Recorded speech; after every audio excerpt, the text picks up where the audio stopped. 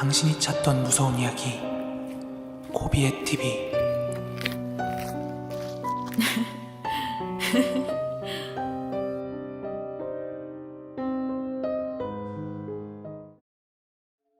저는 지금 33살의 건강한 남자입니다.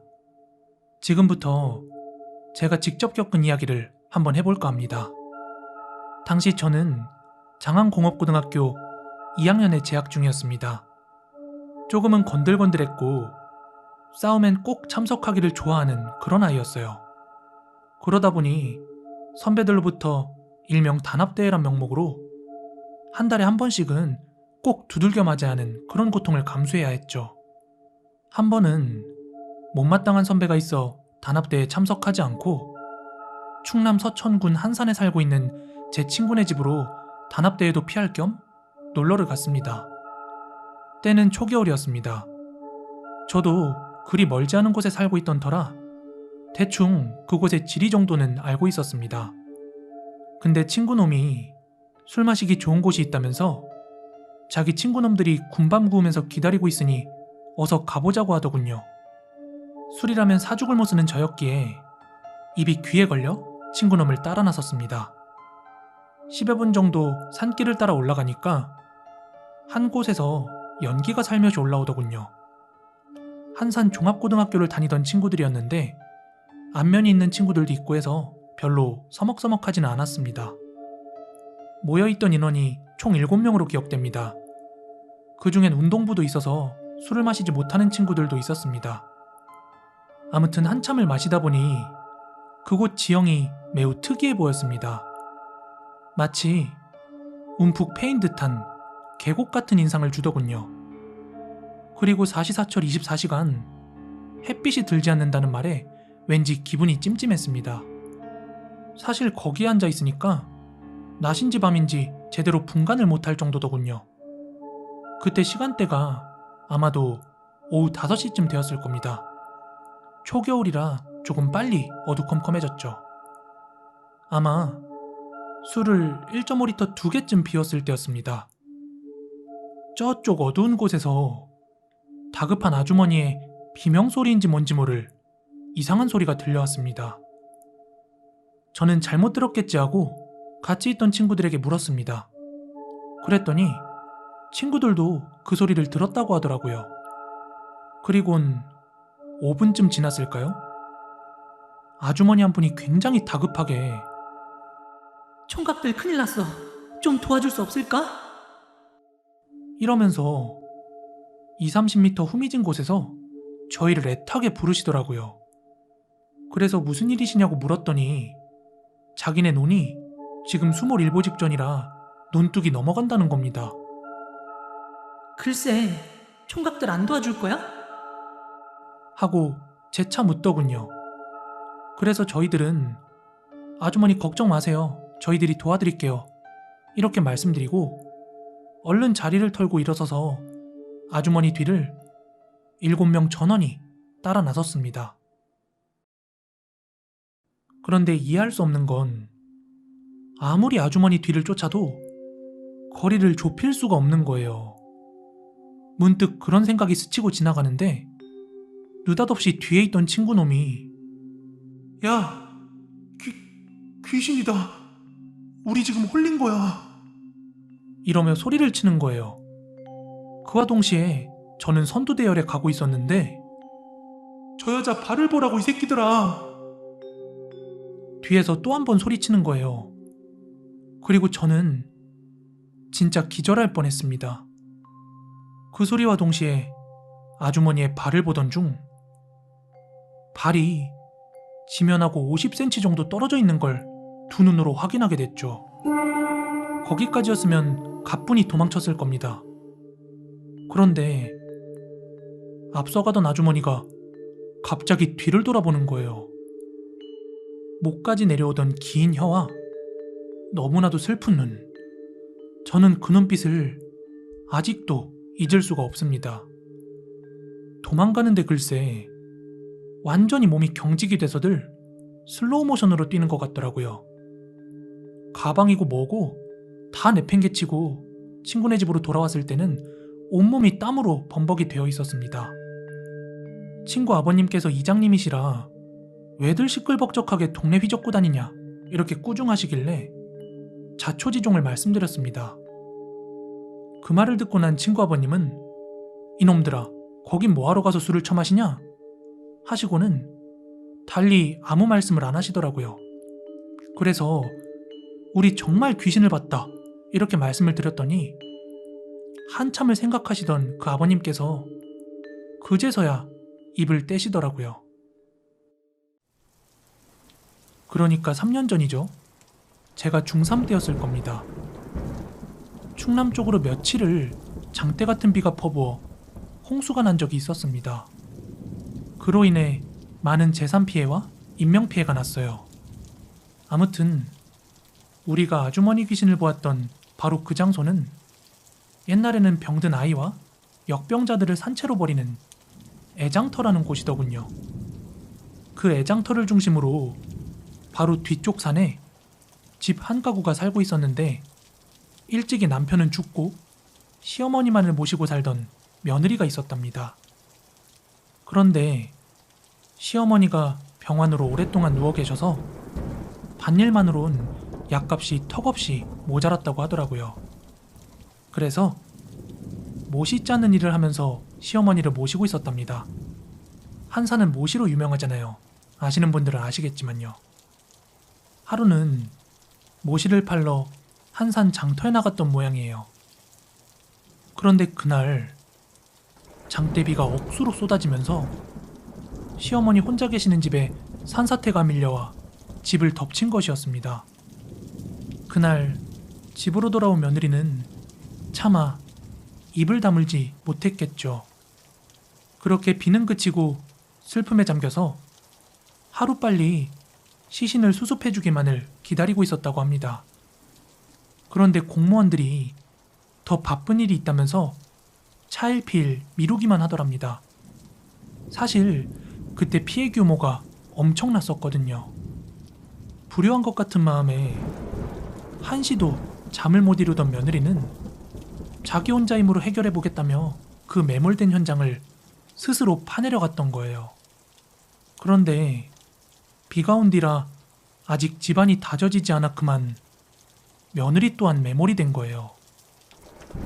그 사실을 누군가 빨리 알았더라면 구할 수도 있었겠지만 자기 집들도 엄청난 피해를 입은 터라 엄두도 못 냈을 거고 게다가 누가 산속까지 할 일 없이 올라갔겠어요.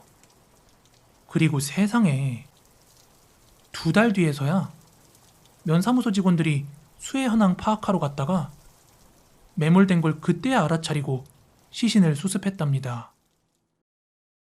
그런 일이 벌어지고 나서 딱 1년 후부터 특히 벽에는 추수철에는 지금도 어김없이 세상 떠나신 아주머니가 계속 돌아다닌다고 하더군요. 그래서 그쪽으로 통하는 산길을 아예 폐쇄했답니다. 워낙 한이 많이 담긴 귀신이라 사람을 홀려서 죽음까지 몰고 가는 아주 지독한 귀신이라고요. 위령제를 시도하며 무당들도 여러 번 불렀는데 무당들이 혀를 내두르면서 도망가기 일쑤였다고 하더라고요. 아무튼 이건 실화이고요. 아주머니 귀신을 목격했던 7명 중에는 당시 술을 마시지 않은 친구도 있었기 때문에 제가 여러분께 거짓말을 하는 건 절대 아닙니다. 때는 20살이 되던 늦여름 8월 말쯤입니다. 제 친한 친구놈 하나가 어릴 적부터 태권도장을 다녀서 자연스럽게 태권도장에 종종 놀러 다녔죠. 물론 태권도를 배우진 않았습니다. 태권도장에는 우리랑 나이 차이가 많이 나지 않는 한 사범령이 있었고 그 사범령, 그리고 사범령 친구, 저, 그리고 제 친구 이렇게 넷이서 종종 어울리곤 했어요. 그리고 8월 여름 휴가가 다 지나갔을 무렵에 바다 구경 한 번 못한 게 아쉬워서 4명이서 당일로 속초 여행을 다녀오기로 관장님한테 허락을 받았습니다. 그렇게 주말에 도장 스타렉스 봉고차를 끌고 속초 고성으로 여행을 떠났습니다. 아침 일찍 출발해서는 운전을 해야 하는 사범형을 제외하고는 다들 회도 먹고 재미있게 술도 한잔 했습니다. 아쉽지만 원래 계획이 당일 여행이고 차도 다시 도장에 갖다 둬야 하는 상황이라 밤 11시쯤 다시 서울로 출발을 했죠. 저희 모두는 아침 일찍부터 움직여서 그런지 다들 피곤해했습니다. 그나마 멀쩡한 제가 조수석에 탔고 나머지 둘은 뒤에서 자고 그렇게 출발을 했습니다. 그리고 한창 미시령 고개를 넘어갈 때쯤 저도 슬슬 졸려서 졸았다 깼다를 반복하고 있었는데 운전을 하던 사범형이 욕설을 내뱉으면서 브레이크를 아주 세게 밟았습니다. 저는 도대체 왜 그러냐고 물어봤죠. 아니, 어떤 미친놈이 미시령 고개 꺾고 올라갈 때마다 앞에서 하이빔 갈기잖아.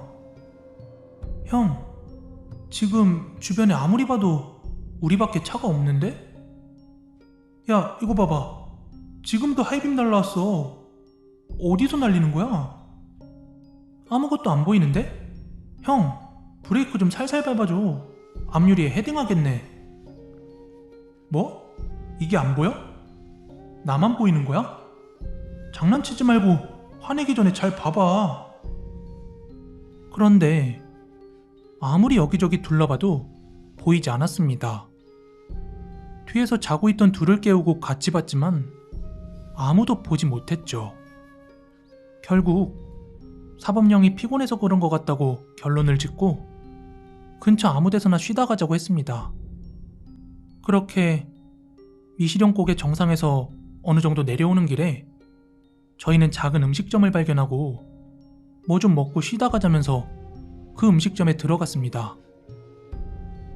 김치찌개를 시키고 차에서 있었던 일을 얘기하다가 저희가 주문한 음식이 나왔고 여행이 끝나간다는 아쉬움에 술도 한 잔 더 하고 싶어서 사범형도 술 한 잔 먹고 아예 새벽까지 쉬다가 서울로 출발하기로 했습니다. 음식점에는 할머니 혼자 일을 하시는 것 같았어요. 말도 없으시고 굉장히 차가우셨죠. 하지만 음식 맛이 너무나 좋았습니다.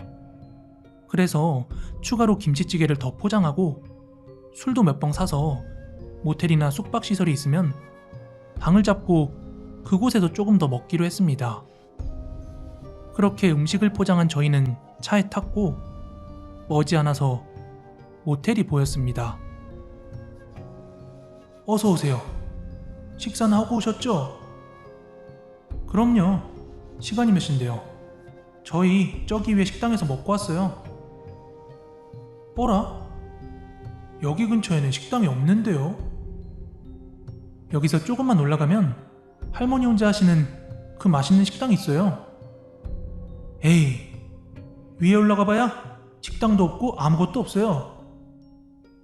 아니, 우리가 방금 거기서 밥을 먹고 왔어요. 아무튼 가장 넓은 방으로 주세요. 아이고, 이 친구들 귀신한테 홀렸나 보네. 그래서 저희들은 그 식당에서 포장해온 김치찌개를 보여준다고 했습니다. 차에 두고 왔나 싶어서 차로 갔지만 김치찌개는 보이지 않았습니다. 모텔 사장님은 귀신한테 홀렸다며 저희를 믿지 않으셨습니다. 우리는 분명히 먹었기 때문에 포장한 건 음식집에 두고 왔다고 확신을 했고 식당으로 다시 가지러 가려는 그 찰나에 모텔 사장님이 자기 개인 차로 저희를 따라오겠다고 하더라고요.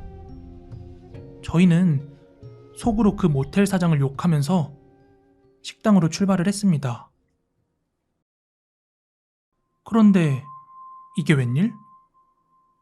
저희가 간 뒤로 문을 닫으셨는지 그 식당은 없었고 그냥 불 꺼진 건물 하나가 있었습니다.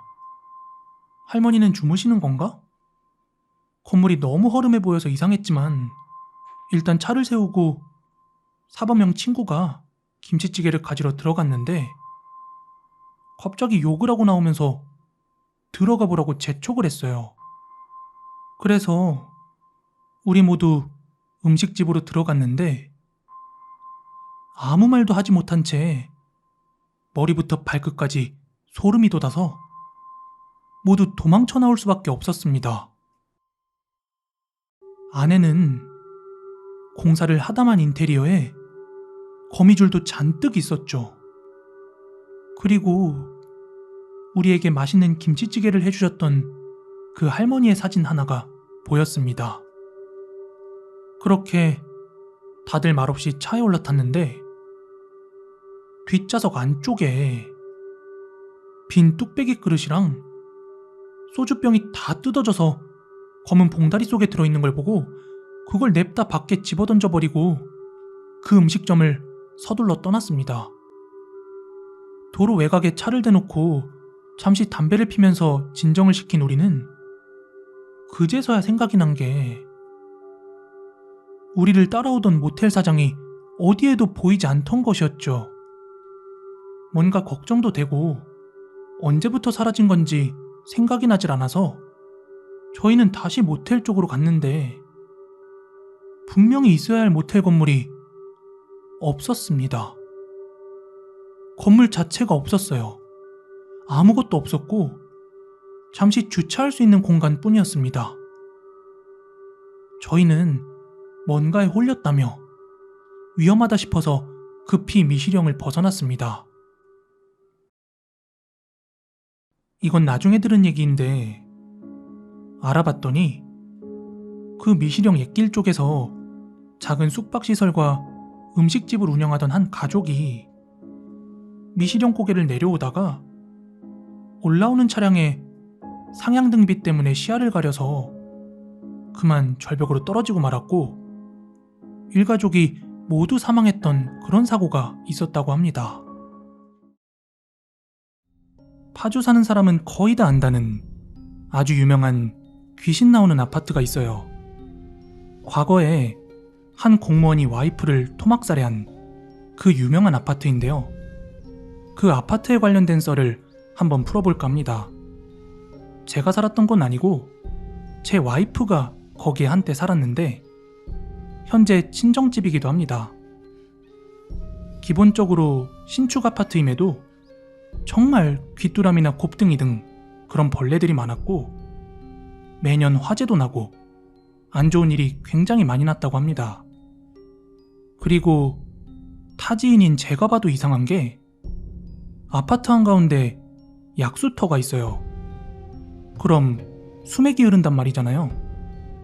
그리고 더 대박인 건 그 부지가 오래된 공동묘지터였다는 건데 그 물이 다 사람이 묻힌 곳을 지나온 그런 물이라는 거죠. 그래서 처음에는 인허가도 나지 않았었대요. 묘지부지라서. 그런데 그걸 강경하게 밀어붙여서 지은 그런 아파트라는 겁니다.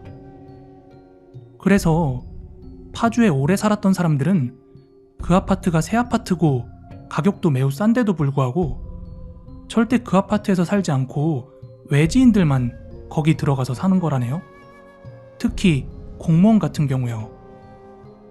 그렇게 시간이 흐르고 지금은 가격대가 많이 올랐죠. 초반에 하도 애들 사이에 귀신 봤다는 얘기가 많아서 비슷한 시기에 시청 앞에 지은 작은 아파트가 있는데 다들 거기로 이사를 갔다고 해요. 그 정도인 곳입니다. 아무튼 저희 와이프님이 직접 겪은 썰을 한번 풀어드릴게요. 이건 와이프 초딩 때예요. 그때도 귀신 같은 건 따로 믿지 않았었대요. 그런데 어느 날 학교에 갔는데 같은 아파트 사는 애들이 모여서 뭔가를 이야기하고 있더랍니다. 한 친구의 동생이 자다가 13층인데 창문 밖에서 사람을 봤다며 이거 귀신 본 것 같다며 그런 이야기를 하고 있었고 무섭긴 했지만 크게 신경 쓰지 않았다고 합니다. 그러고 집에 와서 한밤중에 자려는데 너무 신경이 쓰인 거죠. 자기 아파트에 귀신이 산다는데. 그리고 그날 역시나 인생에서 첫 가위에 눌렸고, 천장엔 낯선 여자가, 좌측엔 몽달 귀신, 우측엔 어떤 남자가 서서 막 이것저것 이야기를 하고 있더래요. 그렇게 너무 놀라서 막 비명을 질렀고, 그 소리를 들은 장인 장모님이 오셔서 괜찮냐고 깨우면서 물어보셨답니다. 그렇게 장모님과 같이 자게 되었는데, 아직 그 공포가 진정이 되지 않아서 장모님 쪽을 바라보면서 잠을 자고 있었는데, 한참 잠을 자던 장모님께서 갑자기 고개를 제 와이프 쪽으로 획 돌리시면서 째려보더라는 겁니다. 너무 놀라서 소리도 못 지르고 그렇게 아침 해가 밝아왔답니다. 희한한 건 장모님은 그 전날 밤 일을 전혀 기억을 못 하시더랍니다. 이 일이 있고 시간이 많이 지나 고등학생이 되었고, 하루는 자려고 옷을 갈아입고 창문을 닫는데 1층에서 누군가가 자기를 올려다보고 있더래요. 미동도 없이요. 그래서 장인어른에게 바로 그 이야기를 했고, 그 자식 혼쭐을 낸다며 장인어른이 내려가신 사이에 그게 감쪽같이 사라졌답니다. 그 당시 동대표였던 장인어른은 바로 CCTV를 확인했는데, 그 결과 그 자리엔 아무도 없었어요. 아직까지도 미스테리라고 하더라고요. 이외에도 미스테리한 이야기가 더 있는데 너무 많아요. 아무튼 진짜 파주 금촌동에 있는 아주 유명한 아파트이고, 아는 사람만 무서워하는 그런 아파트예요. 파주로 이사와도 거긴 가지 마세요. 완전 헬파티예요. 아니, 그냥 귀신의 집이에요. 아, 저기 묘지뷰 아파트? 저 아파트 아는 썰 간단히 하나 풀자면, 저 아파트 사는 형이 비 오는 날 나랑 파전에 막걸리 먹고 택시 타고 집에 가는 길인데, 집에 거의 다 도착해서 공동묘지를 지날 때였대. 그런데 웬 여자가 비도 오는데 우산도 안 쓰고 지나가길래 택시기사님한테, 기사님, 저 여자는 비도 오는데 우산도 안 쓰고 다니네요? 왜 저러지? 이렇게 말을 걸었는데 기사님이 아무 말도 안 하더래. 그래서 빗소리 때문에 말을 못 들었나 보다 하고 넘어가려는데, 그때서야 기사님이 대답을 하시길, 네, 저 발이 없네요.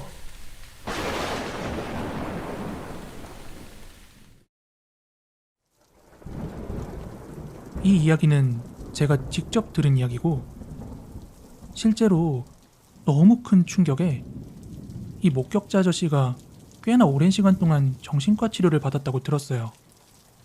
그럼 조심스럽게 이야기 한번 시작해 볼게요. 지방에 있는 한 빌라에 홀로 딸내미를 키우는 엄마가 하나 있었대요. 아이가 있으니까 당연히 남편이 있었겠죠? 그런데 그 당시에 남편이 공장에 출근을 하고 있었는데, 공장에서 일어난 불의의 사고로 남편이 목숨을 잃었다고 하더라고요. 그런데 이게 다행이라고 해야 될지 뭘지, 살아생전에 남편이 들어오는 보험 때문에 보험금도 꽤 많이 나왔고, 또 회사에서 나온 각종 위로금 같은 것 때문에 당장에 딸아이를 키우는 데는 문제가 없었지만, 아무래도 벌이가 아무것도 없는 상태에서 중학교, 고등학교, 대학교까지 이렇게 미래를 생각하기에는 턱없이 부족하다고 생각이 들었겠죠? 그래서 아이가 10살쯤 됐을 무렵부터 이 엄마가 일을 다니기 시작했대요. 그러던 어느 하루는 엄마가 야근 때문에 좀 퇴근이 늦어졌고 집에 혼자 있던 아이가 배가 고팠는지 집 근처 분식집을 찾아 나선 거예요. 그런데 그만 골목길에서 속도를 내던 한 택시에 치여서 크게 다치고 말았대요. 엄마는 직장에서 그 소식을 듣고 막 불이 났게 병원에 달려갔지만 아이는 이미 의식이 없었고 며칠 뒤 아이도 세상을 떠났다고 합니다. 아이를 키우기 위해선 엄마로선 선택의 여지가 없었지만 죄책감이 오죽하겠어요. 남편도 보냈는데 딸까지 하늘나라로 보내고 자기가 아이를 보살피지 못했다는 그 죄책감에 엄마는 참을 수 없는 그런 자기 비하가 있었겠죠? 아무튼 그렇게 아이의 장례식이 끝나고도 정말 한동안은 동네가 떠나가라 막 집에서 곡하는 소리가 났대요.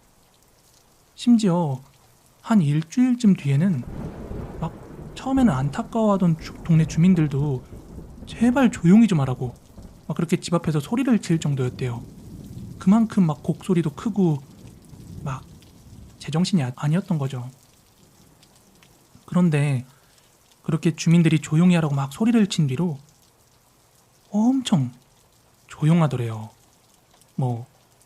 그만 지친 건지 아니면 마음을 추스린 건지 더 이상 우는 소리도 소리치는 소리도 아무것도 소리가 나지 않더랍니다. 그리고 밖에 돌아다니는 모습도 안 보여서 이웃들 중에는 괜찮은가? 이렇게 걱정하는 분들도 계셨지만 그저 우울해서 밖에 나오지 않나 보다 하고 생각을 했대요. 그러다가 어느 하루는 이 엄마라는 사람이 자기 가족들과도 연락을 안 했던 건지 그 여자의 부모라고 하는 좀 나이 지긋이 든 어르신 두 분이 찾아왔대요. 그 어르신 두 분이 문 앞에서 문 좀 열어보라고 막 그렇게 아무리 소리치고 문을 두드려도 그 여자가 문을 열지 않았대요. 그러다가 같은 층 주민이 워낙 소란스러우니까 그 열쇠집이라도 불러서 한번 문을 따봐라. 우리도 좀 생활을 해야 되지 않겠냐 하며 막 호소를 했대요. 그 호소에 못 이겨서 그 어르신 두 분이 결국 열쇠집을 불러서 문을 열었답니다. 그렇게 문이 열린 바로 그 순간 열쇠집 아저씨는 외마디 비명과 함께 꼬꾸라졌고 부모 되는 사람들도 비명인지 오열인지 모를 그런 소리를 내며 그냥 주저앉았다고 합니다. 왜냐하면 문이 열린 바로 그곳에는 온 몸을 이쑤시개로 찔러박아 흡사 선인장처럼 보이는 아줌마가 의식을 잃기 직전의 모습으로 현관 쪽을 멍하니 바라봤대요. 그러면서 하는 말이 나보고 조용히 하라면서요 하곤 푹 쓰러지더랍니다. 네, 맞아요. 이 이야기는 과거 열쇠집 하시던 아저씨로부터 들은 이야기고 이 아저씨가 한동안 정신적으로 큰 고생을 하시고 이제 문 따러 갈 때마다 계속 그 생각이 나서 결국 열쇠집도 문 닫았다고 하시더라고요. 그 이후 그 집 소식은 전혀 모른대요. 들어보니까 그날 바로 병원에 실려갔고 추후에 그 빌라는 정리가 된 것 같은데 그 여자가 살았는지 죽었는지는 지금까지도 알 길이 없답니다. 이건 제가 어릴 때 일이고 지역 어르신들께서 함구하시는 이야기라 구체적으로 위치를 밝히기는 어려울 것 같습니다. 이 점 양해해 주세요. 때는 제가 중학교 겨울방학 때였어요. 저희 아버지는 제가 어릴 때부터 야외 활동을 매우 좋아하셨어요. 낚시도 좋아하시고 또 등산도 좋아하시고 몸으로 하는 취미는 다 좋아하셨습니다. 그러던 어느 겨울날 아버지께서 빙어 낚시를 가자고 하셨어요. 아버지는 밤새 한번 재밌게 놀아보자면서 외지인들이 잘 모르는 그런 저수지를 하나 알아보신 것 같더라고요. 그래서 어머니는 집에 계시고 아버지와 저 그리고 초등학생이었던 동생 셋이서 차로 15분이면 가는 거리에 한 작은 저수지에서 빙어 낚시를 하게 되었습니다.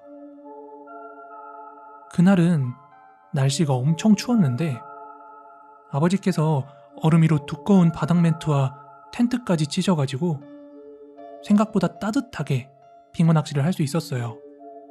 텐트 안쪽으로도 구멍이 있어서 그 안에서 낚싯대를 내려서 낚시를 했죠.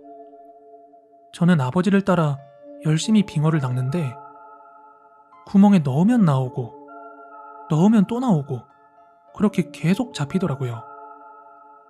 그리고 아버지와 동생은 챙겨왔던 초장으로 그 살아있는 빙어를 그냥 초장 찍어서 회로 맛있게 먹더라고요. 근데 저는 도무지 그건 못 먹겠어서 아버지가 기름에 튀겨주셨어요. 엄청 고소하고 맛있었죠. 그렇게 한참 낚시를 하면서 맛있는 걸 먹다 보니까 어느덧 뉘엿뉘엿 해가 저물어 갔고 이미 텐트 밖으로는 어둠이 찾아왔는데요. 그런데 그때 텐트 밖에서 사부작 사부작 하는 소리가 들리더니 밖에서 저기요 하며 누가 부르더라고요. 그래서 아버지랑 텐트 문을 열고 고개를 빼꼼 내어보니까 한 중년의 어르신이 서 계셨어요. 저는 전혀 모르는 사람인데 아버지는 그분을 아시는 분인 듯 하더라고요. 안녕하세요, 오랜만이에요 하고 인사를 하대요. 알고 보니까 그 아저씨는 연마을에서 장사를 하시는 분이고, 근데 그 아저씨가 뜬금없이 그 밤중에 찾아와서는 밤중에 낚시는 무슨 낚시요? 위험하니까 얼른 들어가지 이러시는데 아버지는 염려 마시라면서 그냥 조용히 놀다 아침에 들어가겠다고 말씀드리곤 그 어르신을 보냈어요. 그리고 아주 늦은 밤 거의 12시도 넘은 시간이었는데요. 한참 낚시를 하던 중에 아버지와 동생이 옆에서 먼저 잠이 들었어요. 그때까지 잠이 들지 않았던 저는 후레쉬를 집어들고 그 구멍 쪽으로 해서 물 안쪽을 구경하고 있었는데요. 바로 그 찰나 제 눈을 의심할 수밖에 없는 그런 장면이 펼쳐졌어요. 얼음구멍 아래로 사람이 흘러가는데 그 구멍을 사이에 두고 눈이 마주쳤어요. 전 화들짝 놀라서 아빠를 깨웠습니다. 그리고 황급히 일어난 아버지에게 제가 조금 전에 본 것을 막 설명해드렸어요.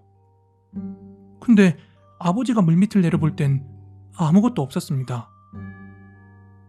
아버지께선 이런 곳은 흐르는 물이 아니라서 뭐가 그렇게 빨리 흘러갈 리가 없다.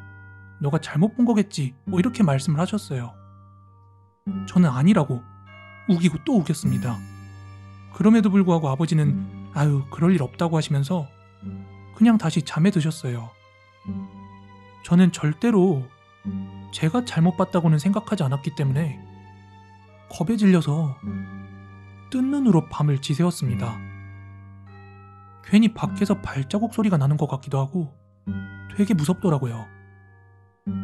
그리고는 다음날 아버지랑 동생이 짐을 정리하는 동안 저는 차에 가서 잠에 들어 있었습니다. 이후 집으로 출발하는 차 안에서 잠깐 비몽사몽간에 창밖을 보았습니다. 그런데 눈 덮인 겨울의 빙판이랑은 전혀 어울리지 않게 반팔을 입은 아줌마가 저희 차 쪽을 멀뚱멀뚱 쳐다보고 있는 겁니다. 이후 저는 다시 잠에 들었고 집으로 돌아온 뒤에도 한참을 죽은 듯이 잠만 잤어요. 그리고 시간이 흘러 그날 일을 잊고 살다가 그해 여름쯤 되었을 때 아버지로부터 충격적인 이야기를 하나 전해 듣게 되었어요. 지난 겨울 저희가 낚시한 그 저수지에서 4월인가에 시신이 떠올랐대요. 그런데 여기서 소름 돋는 사실은 그 시신의 정체입니다. 저희가 빙어 낚시를 하던 바로 그날 밤 한밤중에 갑자기 저희 텐트에 찾아왔던 그 아저씨요. 그 아저씨의 아내가 그 시신의 정체였답니다. 그 아저씨는 부부싸움 끝에 아내를 살해하고선 얼음이 막 얼기 시작하는 그 무렵에 아내의 시신을 그 물에다가 몰래 유기한 것입니다. 그 직후에 불안한 마음에 그곳을 막 여러 번 오가면서 저수지 관리인 행세를 하면서 막 외지인을 몰아냈던 것인데요. 추후에 날이 따뜻해지고 얼음이 녹자 그 여자가 스르르 떠오른 거죠. 그렇게 경찰의 조사 끝에 그 아저씨가 검거가 되었고, 추후 동네 사람들의 증언에 따르면 아저씨는 여기저기에다가 아내가 가출을 했다고 말하고 다닌 모양이고, 그 이후에 자살로 위장하려고까지 계획을 했던 모양이더라고요. 아내의 신발까지 고의 그 물가 근처에 두고서는요. 그러면 그날 밤 제가 본 것은 정말 그 아줌마의 시신이었을까요? 근데 이게 시신이라고 해도 말이 안 되는 게, 그 아저씨가 그 범행 당시에 시신 떠오르지 말라고 거기에 돌을 달아 수장을 했대요. 그래서 그 추운 겨울에는 시신이 있어도 바닥에 있었겠죠? 게다가 아버지 말도 일리가 있는 게, 거기가 물이 흐르는 곳이 아니라서 시신이 그렇게 빠르게 지나갈 수가 없거든요? 그런데 어떻게 그렇게 제 아래로 눈을 또렷이 뜨고 지나갔을까요? 이 모든 게 다 말이 안 돼요. 이게 귀신이 아니라면요. 이 사건을 알게 된 후에 아버지에게, 아니 그럼 우리가 먹었던 빙어는 그 영양분을 어디서 얻은 거냐며 막 찜찜해했던 기억이 있습니다. 아무튼 그 아주머니는 자신의 존재를 다른 사람에게 어떻게든 알리고자 그렇게 계속 모습을 드러냈던 게 아닐까, 이런 생각이 들어요. 아마 제 방송을 오래 보신 분들이라면 다 아실 테지만, 제가 무서운 이야기로서 그 무속인 이야기는 흥미를 가지긴 가져도 실제로 제가 방송 시작하고 나서 되게 많은 가짜 무당들이 이제 저한테 접근을 했거든요. 그런 사람들을 접하고 나서는 이 무당이라는 존재에 대해서 조금 회의적이게 됐어요. 그런데 제가 좀 소름이 돋고, 아, 이거 진짜일 수도 있겠다 하고 생각했던 그런 이야기를 하나 해보도록 할게요. 라이브 때 들으신 분들도 계시겠지만 아무래도 이 이야기는 모르시는 분들이 많으실 것 같아서 좀 양해 좀 부탁드릴게요. 때는 작년 이맘때쯤이었나? 아마 그럴 겁니다. 당시 제가 괴담 속으로나 아니면 야외 라이브 방송을 하면서 여러 호러 스팟들을 많이 찾아다녔어요. 어떤 때는 아예 사전 방문이 없이 바로 가서 촬영할 때도 있었고요. 또 여건이 되면 사전 방문도 한 번씩 했거든요. 아무튼 그러다 한 번은 부산 기장에 있는 삼덕마을이라는 곳을 한번 찾아갔었어요. 제가 알기로 거기가 과거에 나병 환자촌 같은 곳이었는데, 마을 전체가 완전히 전부 다 폐가처럼 남아있는 그런 폐가촌이에요. 혹시라도 이 방송 듣고 거기 가시려는 분들은 절대 가지 마세요. 제가 나중에 알게 된 건데 거기 카메라 촬영도 금지고 지역 주민들도 그렇게 방문하는 거 진짜 안 좋아하세요. 그 이유는 제가 나중에 설명드릴게요.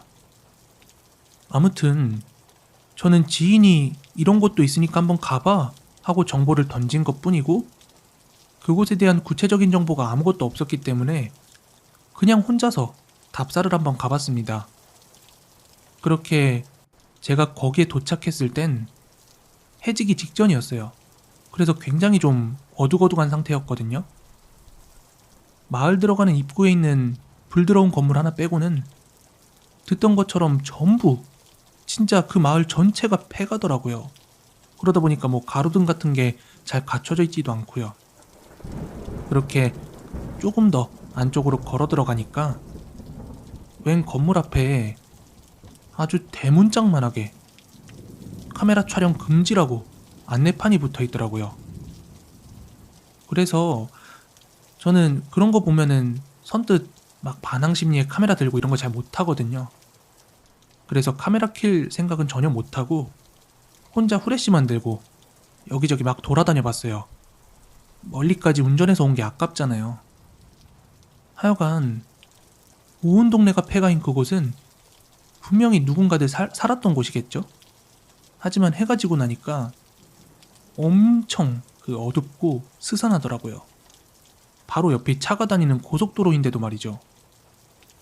그렇게 전체적인 모습만 둘러보고 촬영 생각은 접고 집으로 돌아왔어요. 그리고 그 당일이었나? 바로 다음 날이었을 거예요. 당시 저한테 막 이것저것 알려주시던 한 선 넘지 않는 무속인 분이 계셨거든요. 제가 여기서 말하는 선을 넘는다 안 넘는다 이 말은 저한테 접근했던 무당분들 중에 다짜고짜 너 뒤에 뭐 여자가 몇 명 붙었다. 너 다음 달 되면 당장 죽는다. 막 이런 분들 계셨어요. 근데 저 지금 1년 넘게 지났는데 멀쩡하잖아요. 하여간 제가 지금 말씀드리는 이 무당분께서는 뭐 그런 말씀은 일절하신 적이 없고 너가 어느 장소를 방문하려거든 뭐 며칠 날이 좋고 혹은 몇 시부터 몇 시까지가 안전할 거다 뭐 이런 거 알려주시는 그런 분이었어요. 하여간 제가 그 폐가촌에 다녀오자마자 바로 그분한테 연락이 왔어요. 코비님 혹시 어디 다녀오셨냐고요. 그래서 제가 왜요?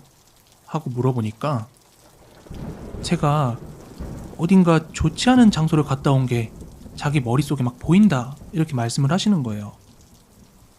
그래서 제가 어떤 게 보이냐 이렇게 다시 여쭤봤더니 폐가들이 막 질비해 있는 그런 모습들이 보인대요. 그리고 코비님 앞에 되게 길쭉한 지붕을 가진 그런 집이 하나 보인다 이러는 거예요. 근데 진짜 저 그때 그 마을 간다 이런 거 누구한테 얘기하고 간 적이 없었거든요. 그래갖고 이거 뭐 지붕이 어디든 있을 수 있으니까 나 좀 떠보는 건가? 막 이런 생각도 좀 들어가지고 조금 떠볼까 이런 마음속에 생각이 들었다가 그냥 이실직고 하듯이 이야기했어요. 제가 그 촬영차 한 폐가촌을 갔다 왔다. 그런데 촬영은 하지 않고 그냥 돌아왔다. 이렇게 말했거든요. 그러자 그 무당분이 저한테 이러는 거예요. 잘했다고요. 거기 지금 길쭉한 지붕이 하나 보이는데 그 앞에 웬 할머니가 서 계신다고.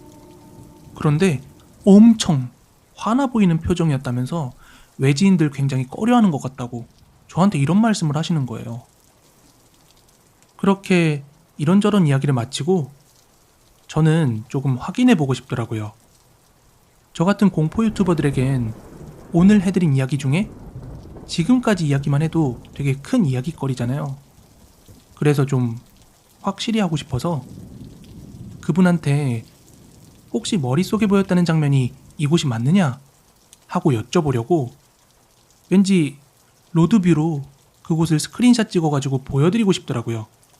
내가 본 장면이 맞다 이렇게 대답이 돌아올 수도 있으니까요. 그런데 그때 제가 로드뷰 확인하다가 진짜 소름이 돋고 말았습니다. 로드뷰는 다 길이 밝은 날 촬영이 되어 있잖아요. 제가 갔을 땐 완전 밤이었고요.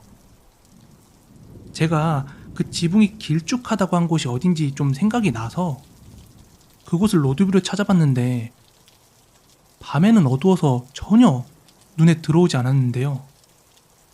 그 길쭉한 집 바로 앞에 무덤이 있는 거예요.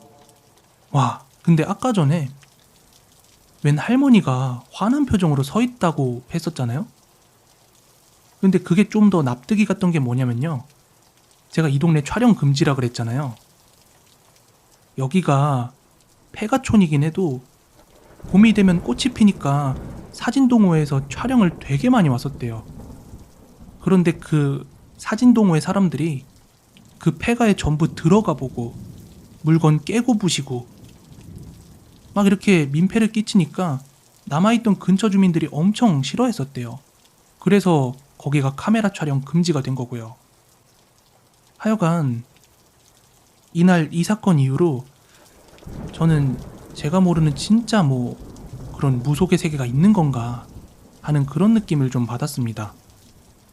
만약에 저 같은 경험을 한다면 여러분들은 어떠실 것 같아요? 저 이날 진짜 좀 소름 돋았거든요. 이 이야기는 제가 사회 초년생으로 첫 직장 생활을 할 때 겪었던 일입니다. 제가 다니던 회사는 작은 영세 기업으로 직원이 10명 남짓한 아주 작은 회사였습니다. 일반 사원 신분이던 저는 당시 저랑 동갑내기인 대리님에게 기본적인 업무 내용을 배우고 또 자주 물어보기도 했습니다. 그러다 보니까 여자친구가 없던 저는 조금씩 그 대리님에게 마음이 가더라고요. 하지만 제게 일을 가르쳐 줄 때와는 달리 평소에는 왠지 어두운 구석이 있었죠. 다른 직원들도 왠지 모르게 그 대리님에게만큼은 조금 조심스러운 느낌도 들었고요. 그런데도 불구하고 저는 조금씩 마음이 동하고 있었습니다. 그러던 어느 하루는 퇴근 후에 지하철역으로 가던 중 역사 계단을 내려가는 대리님을 보게 되었는데요. 그 옆에 어떤 남자가 딱 붙어서 걸어 내려가는 거예요. 그래서 저는 대리님 남자친구 있구나 하고 속으로 실망을 하게 되었어요. 그 대리님에 대한 실망이 아니라 그냥 남자친구가 있다는 그 사실이에요. 그리고 또 한 번은 아침 출근길에 대리님이 사무실 건물 쪽으로 그때 그 남자친구로 보이는 사람과 함께 들어가는 거예요. 그래서 아침 출근길까지 챙기는 게 저 남친 엄청 다정스럽구나 이렇게 생각하고 건물에 뒤따라 들어갔는데 엘리베이터 앞에는 대리님 혼자인 거예요. 그래서 방금 같이 들어오셨던 남자분은 어디 가셨어요? 하고 물어봤어요. 그러자 남자요?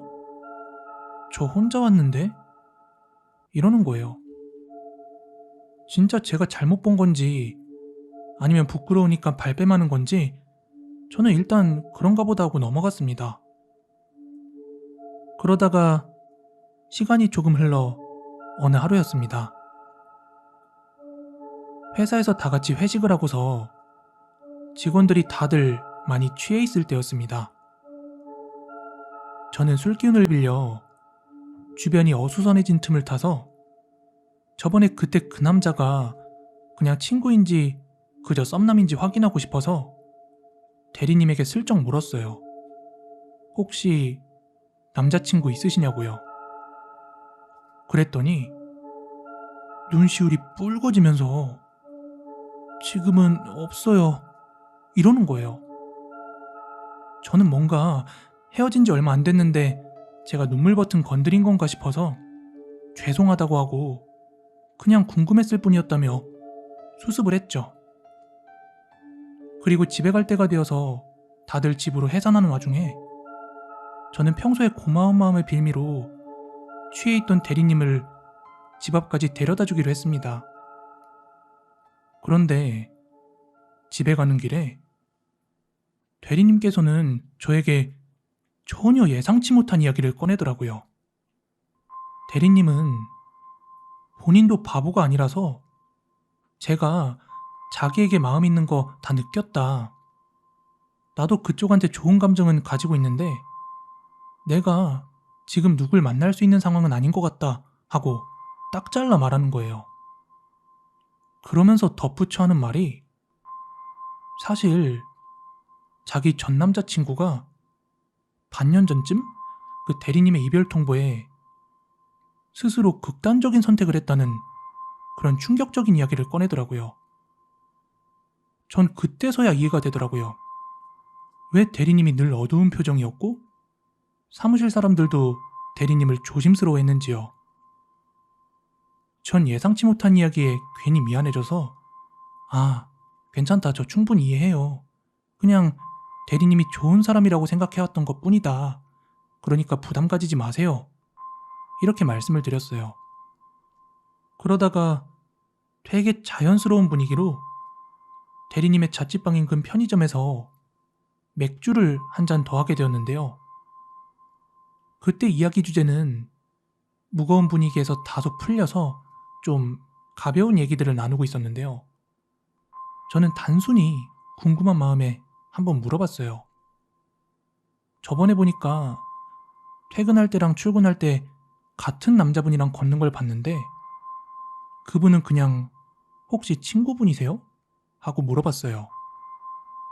그러자 대리님이 아니요, 남자친구요. 이러는 거예요. 그래서 무슨 말인지 도통 이해가 안 가더라고요.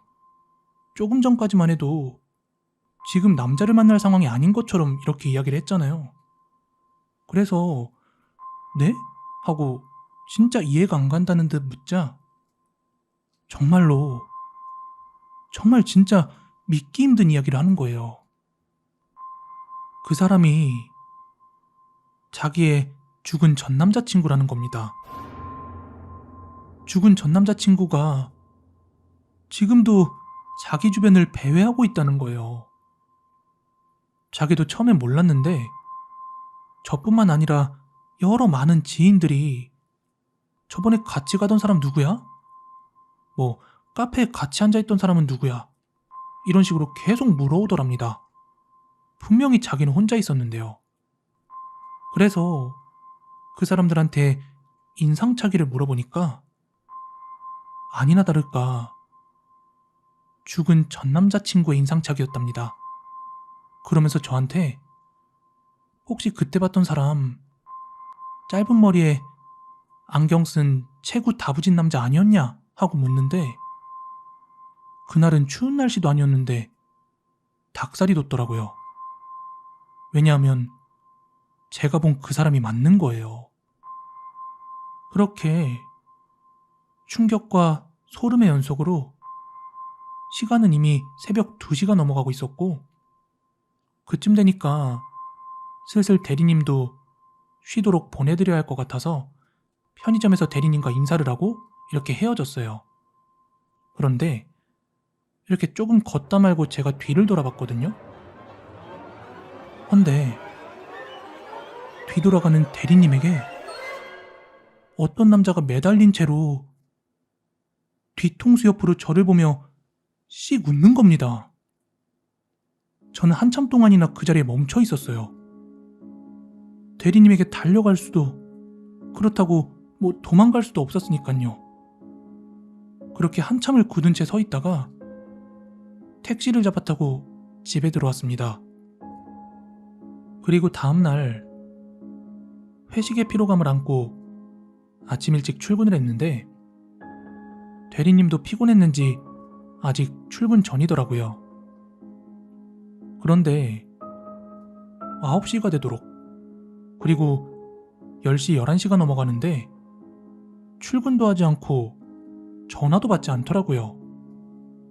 그러자 직원들은 저에게 어제 대리님 잘 들여보내준 거 맞냐고 이렇게 묻길래 아 그렇다. 편의점 앞에서 맥주 한 잔 더 하고 집에 보내드리고 왔다. 이렇게 이야기를 했죠. 그런데 그때 저희 회사 차장님께서는 야 아무래도 낌새가 좋지 않다 이러시면서 직접 한번 찾아가 보겠다고 하셨어요. 그렇게 차장님 단독으로 혼자 회사를 나섰는데 나중에 회사로 연락이 오길 대리님이 자살하셨답니다. 차장님이 자취방에 찾아갔을 땐 문이 굳게 닫혀 있었고 비상연락망에 있던 그 대리님의 부모님의 연락처로 전화를 드리자 그 부모님들의 연락도 받지 않았다는 거예요. 그렇게 부모님과 건물주의 동의를 얻고 자취방 문을 열었는데 그곳에는 다량의 수면제와 함께 대리님이 쓰러져 있었다고 합니다. 나중에 들어보니까 제가 입사하기 전부터 대리님이 좀 많이 위태로워 보이긴 했다더군요. 아무튼 그 뒤로 뭔가 제 짝사랑이 그런 식으로 끝났다는 이 상실감에 한동안 연애도 못했습니다. 이 이야기는 제가 실제로 목격했던 한 굿판에서 있었던 일입니다. 제가 군대를 전역하고 대학교에 복학을 하지 않고 잠깐 쉬고 있을 때였는데요. 저희 할머니가 사시는 곳이 경남 의령군이십니다.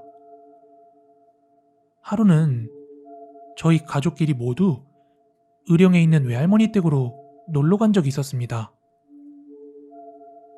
할머니네 집은 전형적으로 막 이렇게 기와가 얹어진 시골집이었고, 도로를 따라서 거리를 두고 띄엄띄엄 이웃집들이 있었죠. 그리고 할머니네 집 앞 길 하나를 두고 그 바로 맞은편에 아주 가까운 이웃집이 하나 있었어요. 제가 어릴 때부터 시끌벅적하게 차를 타고 놀러를 가면 그 이웃집 어르신들께서 저희 집 마당으로 들어오셔서는 아이고 멀리서 도시 사람들이 놀러 왔네 하고 반겨주시기도 하셨어요. 근데 이번에 저희 가족들이 놀러 갔던 그날은 이전과 다르게 매우 조용하더라고요. 엄마는 외할머니에게 이번에 옆집은 뭐 어디 놀러 가신 모양이네요 하고 여쭙자 그때서야 할머니가 이야기를 하나 꺼내시더라고요. 지금 그 집 할머니 자식들 집 가 있다고요. 그러면서 정확히 이틀 뒤에 저 집에서 아주 크게 굿판이 열릴 거라고 하시는 겁니다. 아버지는 일단 서 있지 말고 짐 정리 먼저 하고 이야기하자고 하셔서 우선 다들 할머니네 집 거실로 들어가서 맛있게 차려진 밥상 앞에 앉았습니다. 그리고 그 자리에서 무서운 이야기를 하나 듣게 되었습니다. 정확히 1년 전쯤 서울에 살고 있는 그 집 손자아이가 아파트 주차장에서 주차 중이었던 다른 차에 치여 숨졌다는데요. 근데 CCTV와 블랙박스를 본 그 아이의 부모들은 아무래도 아이의 잘못이 크다고 판단을 했나봐요.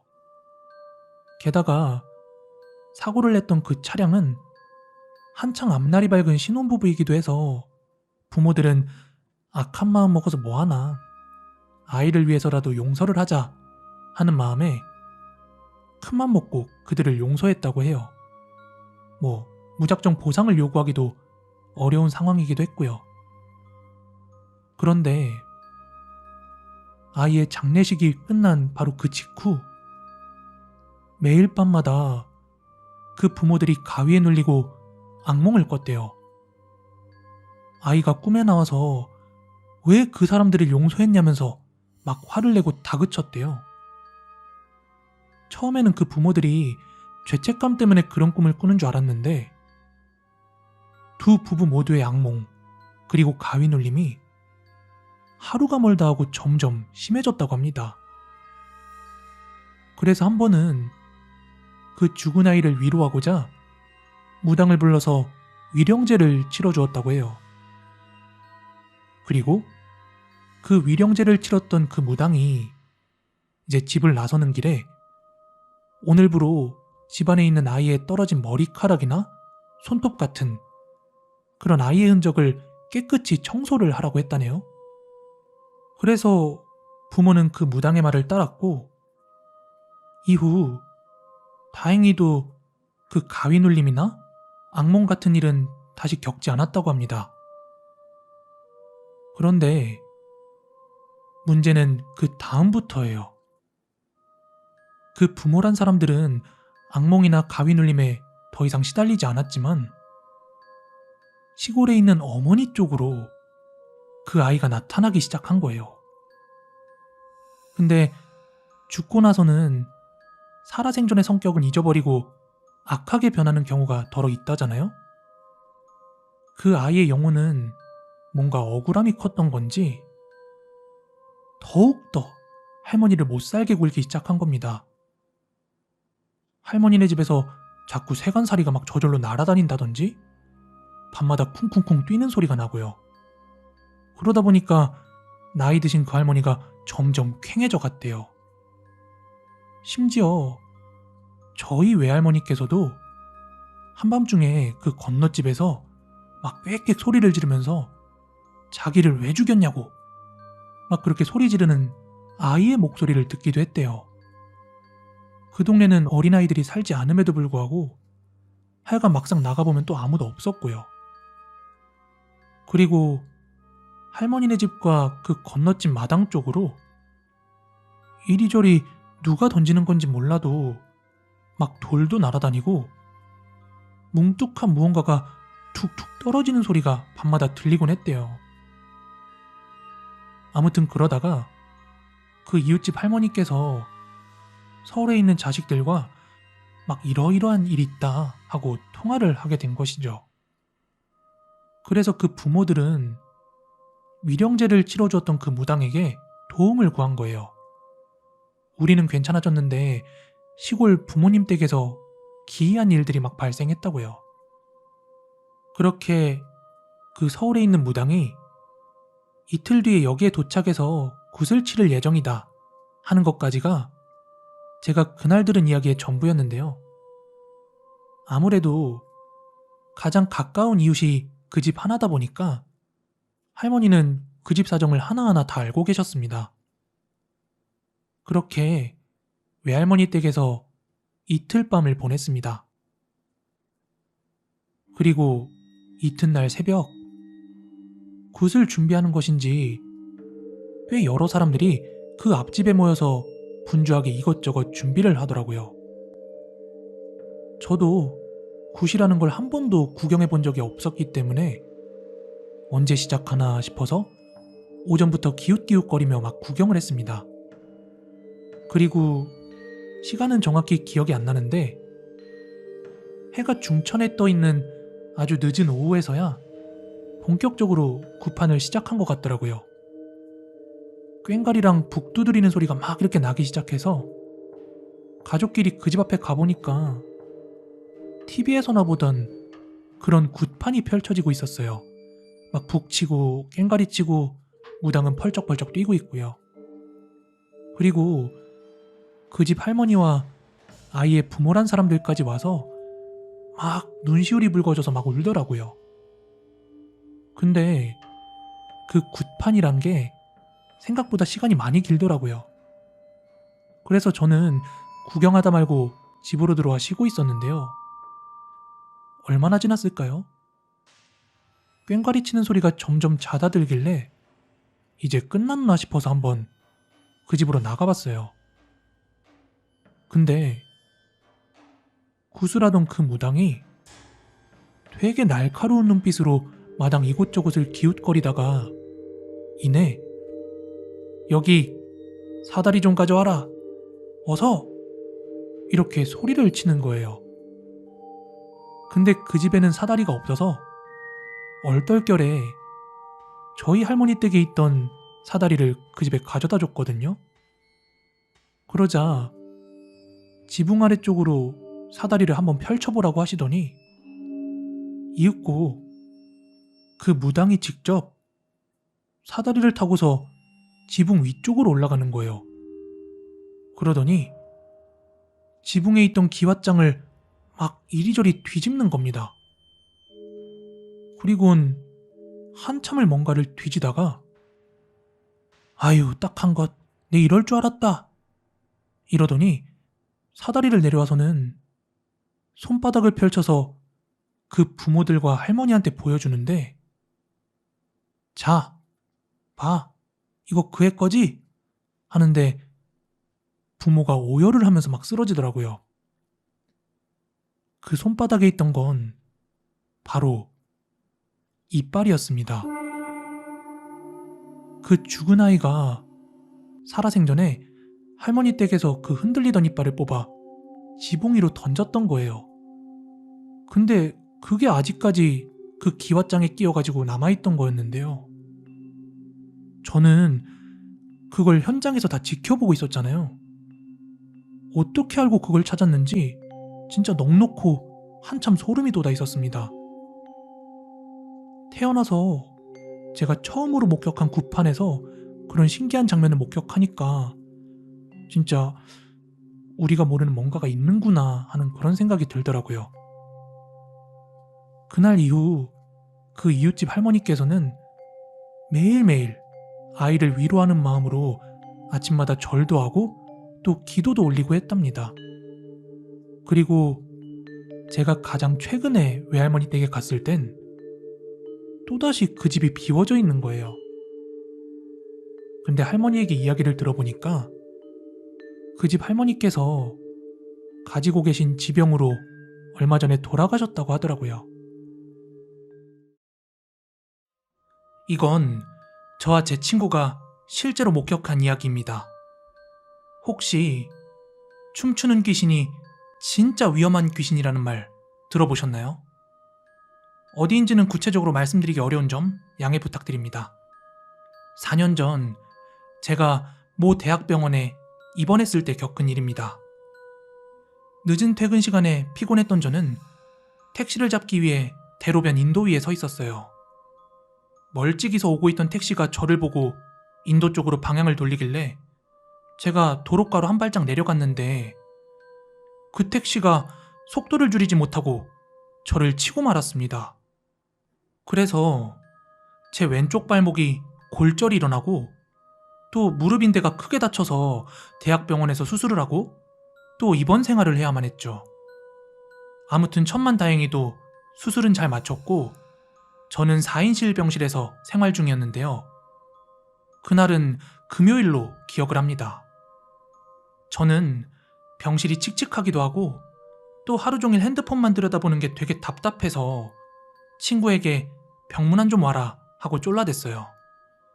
고등학교 동창인 동네 친구였는데 흔쾌히 수락을 해줬고 저녁 먹을 시간을 맞춰서 병원으로 와줬습니다. 친구는 병원으로 오면서 보쌈과 족발을 포장해왔고 저는 그날 밋밋한 병원밥 대신에 족발을 아주 맛있게 먹었습니다. 이후 친구와 함께 바깥바람을 쐬며 담배를 한 대 피고 들어왔어요. 저는 병상에 누워있고 친구는 보조침대에 누워있었는데 아무래도 병원밥을 먹을 때보다는 좀 과식을 해서 그런지 노곤노곤하더라고요. 그러다가 어느 순간 잠이 들었는데 중간에 잠깐씩 간호사쌤이 봐주시느라 선잠을 자다가 그 이후에 아주 깊게 잠이 들었습니다. 그렇게 한참을 자다가 소변이 마려 눈이 떠졌고 그때 핸드폰을 보니 시간은 새벽 3시쯤. 친구는 아래 보조 침대에서 열심히 자고 있더라고요. 그때 전 다리도 불편하고 또 침대에서도 내려와야 되니까 야, 화장실 좀 같이 가자 이렇게 부탁을 하며 친구를 깨웠습니다. 그렇게 목발을 짚고 친구와 함께 화장실을 가고 있는데 복도 저 멀찍이에서 낯선 여자가 하나 보였습니다. 당시 복도 중앙에는 간호사분들이 업무 보는 곳이 있었고요. 그 좌우로 병실들이 있었어요. 그 좌우로 뻗은 복도에 각각 화장실이 하나 있었고요. 아무튼 그 반대쪽 복도 어느 병실 앞에 낯선 여자가 검은 한복 또는 원피스 비슷한 걸 입고 덩실덩실 춤을 추고 있는 거예요. 그 모습을 굳이 비유를 하자면 영화 마더에서 김혜자 씨가 그 논 한가운데에서 덩실덩실 춤추잖아요. 딱 그런 모습이었는데 저는 제 옆에 있던 친구에게 야, 저 아줌마 뭐하냐? 하고 물었죠. 그랬더니 친구는 피식 웃으면서 되게 비웃듯이 저 정도면 노망난 거 아니냐? 이 시간에 이러더라고요. 아무튼 그렇게 별로 신경 쓰지 않고 화장실에 들어가 볼일을 보고 저희가 화장실에서 나왔을 때는 그 여자가 보이지 않았습니다. 그런데 진짜 소름 돋는 건 그 다음 날이었습니다. 아침에 친구와 잠에서 깼는데 저희 병실에 입원해 있던 다른 환자와 보호자들이 막 이야기하는 걸 듣게 되었습니다.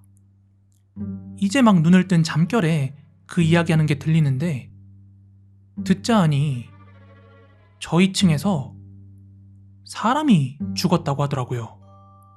순간 저는 의문이 들었어요.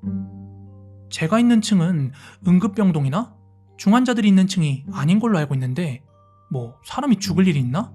하고 말이죠. 그래서 뭐 그런가 보다 하고 생각하고 있었는데 이후 저희 병실에 간호사쌤이 들리셨길래 제가 여쭤봤어요. 쌤, 듣기로 뭐 사람 죽었다던데 이 병동에서 사람이 죽기도 해요? 그러자 간호사 선생님께서 하신 말씀이 그거 환자가 아니라 환자 보호자분이 이야기를 듣자 하니 입원해 있던 환자의 보호자가 원래 평소에 심장이 좋지 않았었나 봐요. 그런데 새벽에 홀로 화장실을 들렸다가 갑작스럽게 증상이 나타나 돌아가신 모양이더군요. 그 이야기를 듣고 처음에는 아무 생각이 없다가 문득 머릿속을 스친 생각이 어젯밤 저랑 친구가 봤던 덩실덩실 춤추던 여자였어요. 우리가 본 그거 혹시 그 죽었다는 사람의 귀신 아니야? 그리고 점심시간쯤 되어 친구는 집으로 돌아갔습니다. 이후 저는 병실에 있던 어르신 몇 분과 이야기를 나누었는데요. 오지랖 넓은 한 어르신께서 어제 몇 호의 보호자가 죽었는지 그 호수까지 알고서는 말씀을 해주시는데요. 나중에 화장실 갈 때 진짜 깜짝 놀랐습니다. 혹시나 하고 그 호수가 어딘지 보니까 어제 검은 옷 입고 춤추던 그 여자가 서 있던 그 호수인 겁니다. 너무 소름이 돋은 저는 추 간호사쌤 오셨을 때 한번 여쭈어봤어요. 혹시 환자 보호자들 중에서 위아래로 검은색 원피스 혹은 한복 같은 거 입은 그런 보호자를 본 적이 있냐고요. 그런데 그런 사람 전혀 본 적이 없다고 하더라고요. 그럼 제가 본 게 뭐였을까요? 이후 치료를 잘 받다가 퇴원을 했고 퇴원 직후에야 뭐 그런 일이 있었다 하고 주변에 이야기하는 정도였지만 1년 정도가 지나면서 그 사건은 점점 제 기억에서 잊혀져 갔습니다. 그리고 평범하게 다시 회사 생활을 하던 그 무렵에 회사에 경력직으로 새로 들어온 한 주임님을 알게 되었습니다.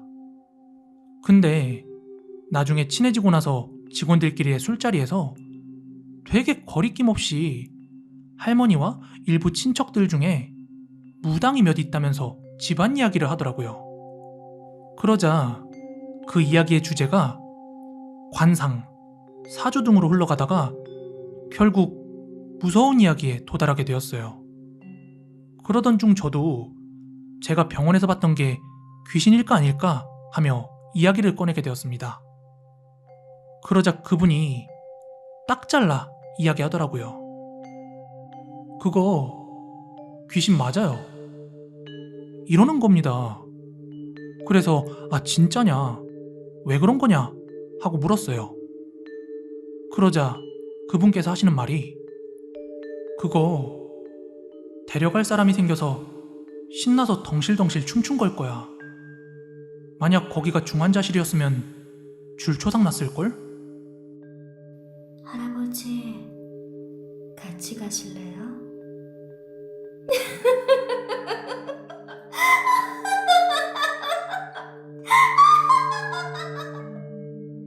저한테 막 이러는데 진짜 제가 본 게 귀신이라고 생각하니까 너무 소름이 돋는 거예요. 근데 실제로 제가 무서운 이야기를 읽고 듣고 하다 보니까 병원에서 환자들이 검은 옷을 입은 귀신을 보고 뭐 죽어나갔다더라, 혹은 춤추는 귀신은 정말 그 아기를 품은 귀신이라더라 하는 그런 이야기들이 심심치 않게 등장하더라고요. 제가 태어나서 처음 본 귀신이 그토록 위험한 귀신이었다고 생각하니까, 게다가 친구와 동시에 목격했다는 사실에 아직까지도 소름이 끼칩니다.